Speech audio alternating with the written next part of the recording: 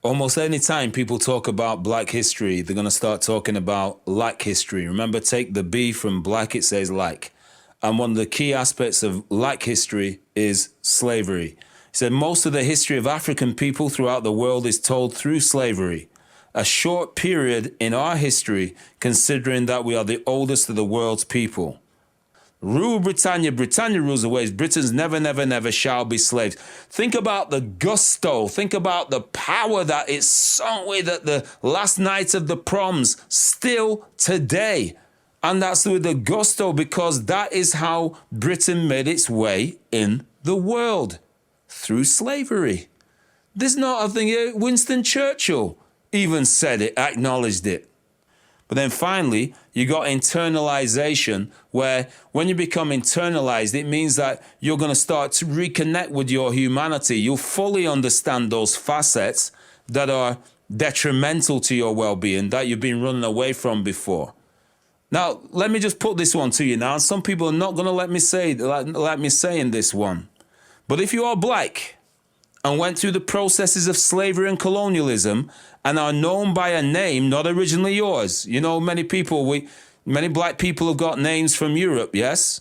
So if you've been through the process of slavery and colonialism and are known by a name not originally yours, it is not a slave name. I want to start moving this one on. It is not a slave name.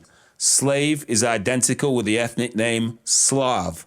The Slavonic races have been reduced to servitude, to a servile state by conquest. The term slave don't even relate to black folk. That's the Slavic people, Slavonic people like Yugoslavians, Czechoslovakians. Yes? I think it was Menachem Begin, the Prime Minister of Israel.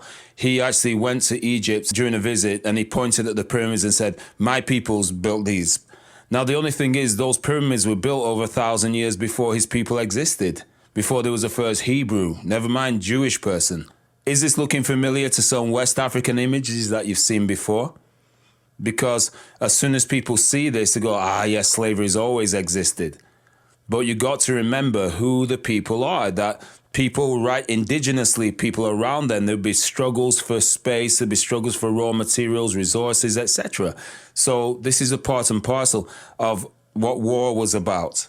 But I'll tell you something, subliminally, because you know how many black folk, God-fearing black folk who respect the word, who respect the Bible, who a lot of the time, the Ten Commandments, that version especially, was the one that burned into their memory banks because of the special effects, because it was a big production.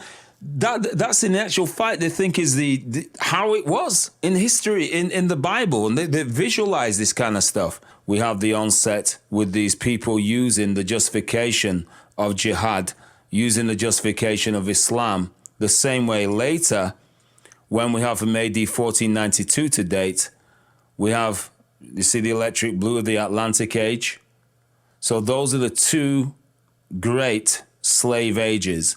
What happens is, in the crossroads, the spread of the Arabs went across by land and by sea. And the result meant that there were refugee movements across Africa. For instance, some Igbo people, we say that we do not originate in West Africa, that we originate in Canaan, which is outside of Africa, as the African continent. Remember, please, that Africa used to begin at the Black Sea, according to Herodotus. The internal confusion leaves the western seaboard of Africa open to incursions by the newly empowered Roman Catholic Iberians. In AD 1513, a papal bull legitimizes the slaving of West Africans, saying reduce to servitude all infidel peoples. He actually states that the slave coast went from Senegambia to Angola. So if we look at this now, can you see that line in red? And that is round about 3,700 miles. So that became known as the slave coast. First of all, we have, I think, the Canary Current. Now, the Canary Current starts off in Europe, off the Canary Isles, and goes down the coast of Africa. That's where goods were taken down on the Canary Current into Africa. You have Limpeza de Sangre, the cleansing of the Spanish blood. Basically, the blue bloods, the Castilians, were the ones who had not mixed as much. And their test was that the blue bloods meant if you could not see the blue veins beneath your arm, your forearm, you will be expelled. Bartolome de las Casas, this is a missionary who was upset at the way that his countrymen were treating the Native Americans, were killing them, treating them very heinously, basically. So Bartolome de las Casas suggested bringing Africans to do the work, the hard labor, because he believed they would suffer less. Thank you, Bartolome. Yeah.